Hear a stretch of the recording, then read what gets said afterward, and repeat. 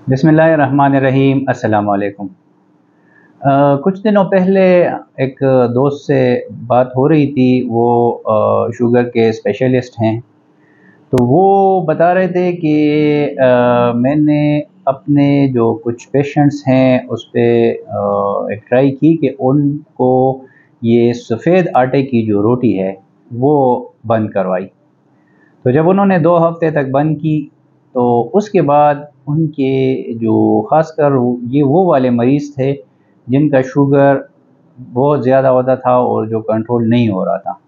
तो उस वजह से उसके शुगर लेवल पे काफ़ी असर पड़ा और उनका शुगर बहुत हद तक कंट्रोल हो गया।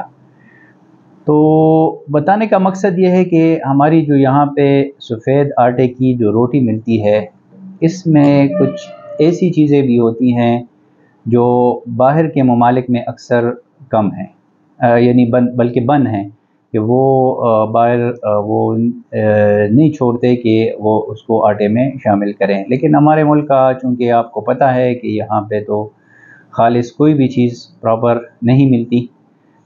और दूसरा ये कि इसमें जो फ़ाइबर्स हैं वो बहुत कम होते हैं या तकरीबन नहीं होते।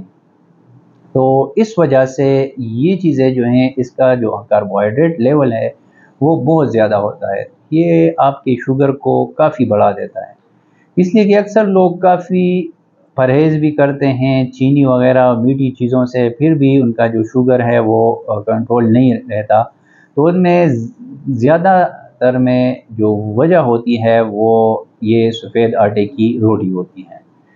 तो ख़ासकर शुगर के मरीज़ों के लिए या वो लोग जो वज़न कम करना चाहते हैं, तो उनके लिए भी बहुत ये ज़रूरी है कि वो ये सफ़ेद आटे की रोटी बंद कर दें।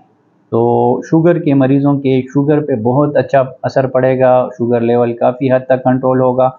और जो लोग वज़न कम करना चाहते हैं तो उनके वज़न पे भी काफ़ी फ़र्क पड़ेगा। और कोशिश करनी चाहिए कि या जौ की रोटी इस्तेमाल करें या बिल्कुल जो आपका खाना है वो चम्मच से लें, या बाज़ औक़ात दिन में 1 मरतबा ज्वार वग़ैरह भी यूज़ कर सकते हैं। तो ये कुछ इन्फॉर्मेशन थी जो आपसे शेयर करना थी, ख़ासकर जो जिनका वज़न ज़्यादा है और जिनका शुगर लेवल कंट्रोल नहीं रहता, तो उनके लिए। आपका बहुत शुक्रिया।